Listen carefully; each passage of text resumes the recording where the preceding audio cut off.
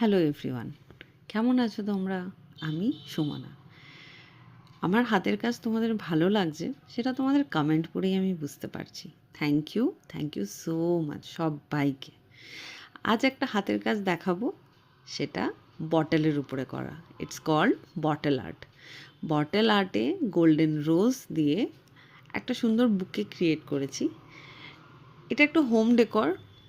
তোমরাও colour customise করে নিজেদের মতন অর্ডার করতে পারো। আমার সমস্ত হাতের কাজের যা ভিডিও তোমরা দেখো, সেই সব কটা জিনিস তোমরা তোমাদের নিজেদের কালার কাস্টমাইজেশন, ডিজাইন কাস্টমাইজ করে বানাতে অবশ্যই দিতে পারো।